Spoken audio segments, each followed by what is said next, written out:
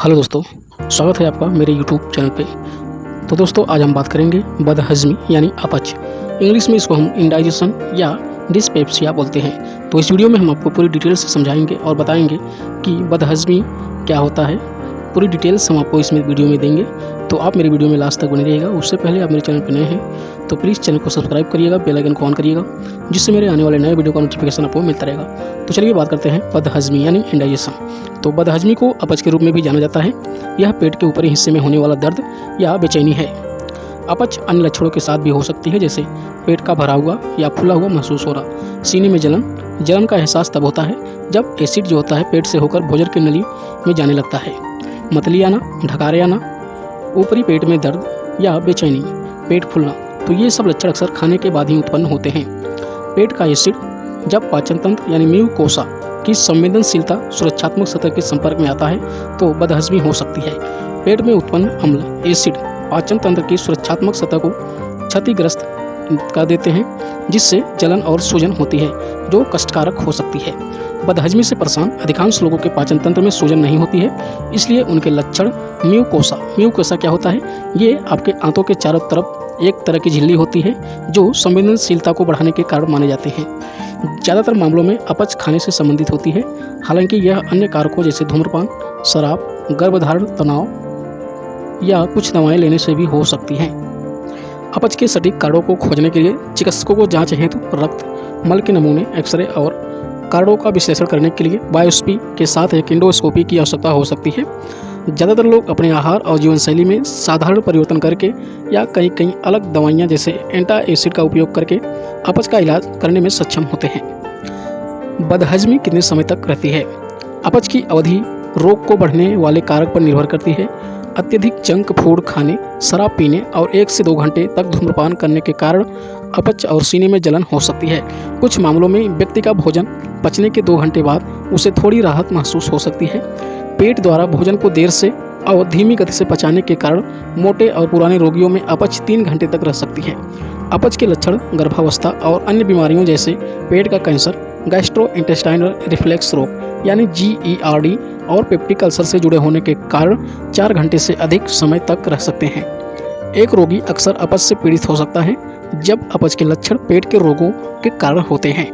अब बात कर लेते हैं कि बदहज़मी के लक्षण। तो अपच के ग्रसित लोगों में निम्न में से एक या अधिक लक्षण हो सकते हैं, जैसे भोजन के दौरान जल्दी पेट भर जाना। आपने अपने भोजन का अधिक हिस्सा नहीं खाया है, लेकिन आपको अपना पेट पहले की पूरी तरह से भरा हुआ महसूस हो रहा है और आप खाने को खत्म करने में सक्षम नहीं हैं। दूसरा है भोजन के बाद पेट का असुविधाजनक रूप से भरा रहना। निश्चित समय की तुलना में पेट अधिक समय तक भरा हुआ रहता है। पेट के ऊपरी हिस्से में बेचैनी, आप अपनी छाती के नीचे और नाभि के बीच के हिस्से में हल्के से लेकर गंभीर दर्द महसूस करते हैं।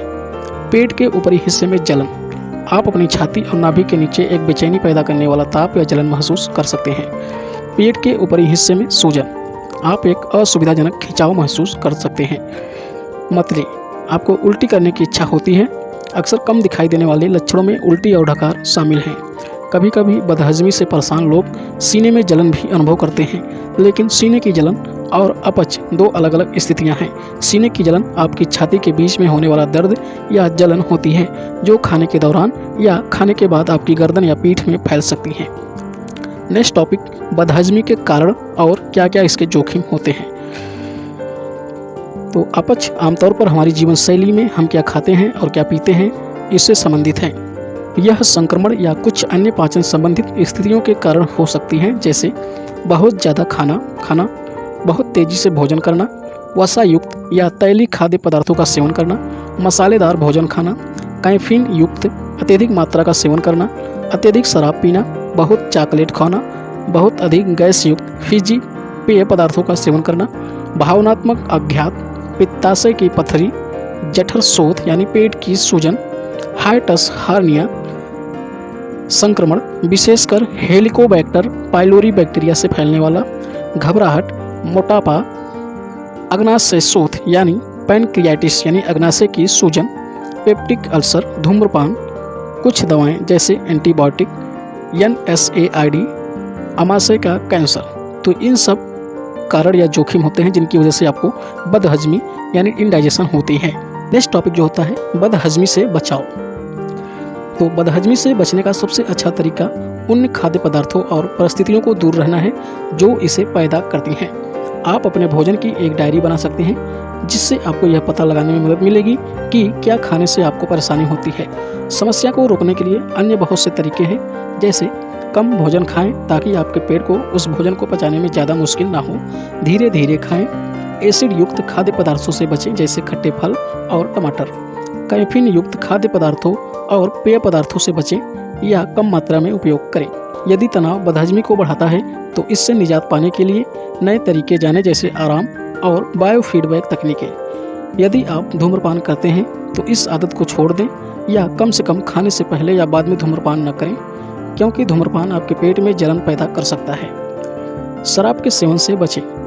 अत्यधिक तंग कपड़े यानी टाइट कपड़े पहनने से बचें। ये आपके पेट पर दबाव डाल सकते हैं, जिससे आपके द्वारा खाया गया भोजन आपकी भोजन नली में वापस आ सकती हैं।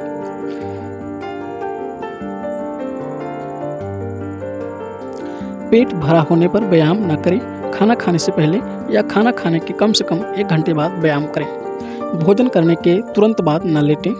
रात का भोजन करने के कम से कम 3 घंटे बाद सोने के लिए जाएं। तो ये था बदहजमी से बचाव। अब बात कर लेते हैं कि बदहजमी का परीक्षण यानी इसके कुछ डायग्नोसिस क्या क्या होते हैं बदहजमी को पहचानने के लिए। तो इसके कुछ डायग्नोसिस हैं, जैसे सबसे पहले आपके जो चिकित्सक हैं वह किसी भी अंतर्निहित स्थिति को दूर करना आवश्यक है। आपके डॉक्टर आपको विभिन्न परीक्षणों के लिए भेज सकते हैं, जैसे रक्त परीक्षण, एच पाइलोरी के लिए श्वास परीक्षण यदि आपको कोई अल्सर हुआ है तो, पेट या छोटी आंत का बेरियम एक्सरे। आपके डॉक्टर आपको गैस्ट्रोस्कोपी के लिए भी भेज सकते हैं, जो ऊपरी जठरांत यानी अपर गैस्ट्रोइंटेस्टाइनल ट्रैक्ट जो होती है उसकी एंडोस्कोपी परीक्षण होता है। इस प्रक्रिया में एंडोस्कोप का प्रयोग किया जाता है। एंडोस्कोप एक लंबी पतली लचीली ट्यूब होती है जिसमें शरीर के अंदर की छवियां यानी फोटो इमेज बनाने के लिए एक लाइट और कैमरा लगा होता है। अब बात करते हैं कि बदहजमी का इलाज यानी इंडाइजेशन का ट्रीटमेंट। तो जीवन शैली में बदलाव अपच से आराम दिलाने में मदद कर सकता है। आपके डॉक्टर जो होते हैं कुछ इस प्रकार के सुझाव दे सकते हैं, जैसे बदहजमी को बढ़ाने वाले खाद्य पदार्थों से बचें। दिन में 3 बार ज़्यादा मात्रा में खाने के बजाय 5 या 6 बार में कम से कम मात्रा में भोजन करें। अल्कोहल और कैफीन के उपयोग को कम करना या बंद कर देना चाहिए।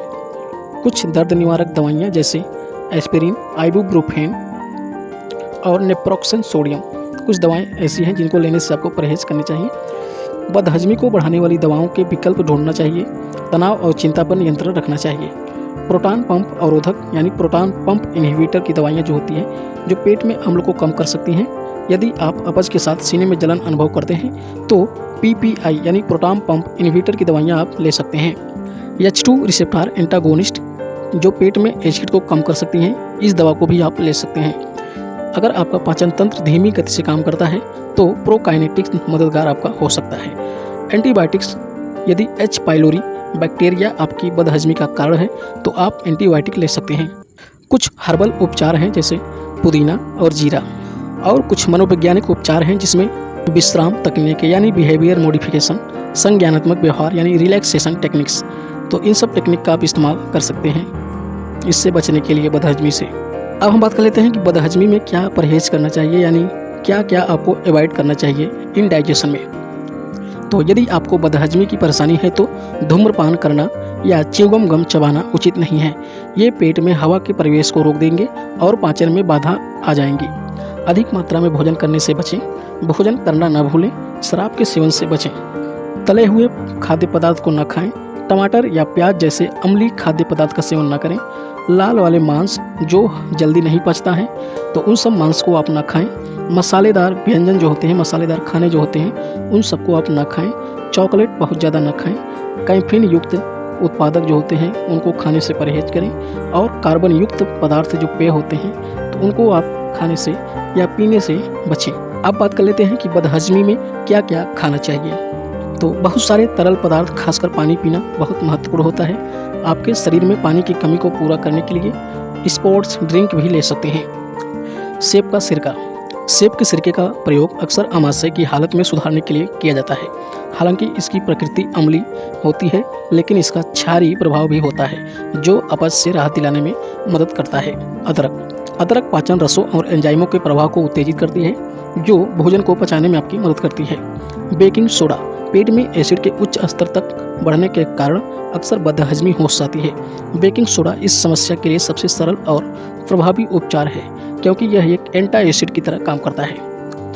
अजवाइन को बिशप सीड या कैरम सीड्स के रूप में भी जाना जाता है। इसमें पाचक और वातहर यानी कार्मिनेटिव गुण होते हैं, जो अपच, पेट की गैस और दस्त का इलाज करने में सहायक करती हैं।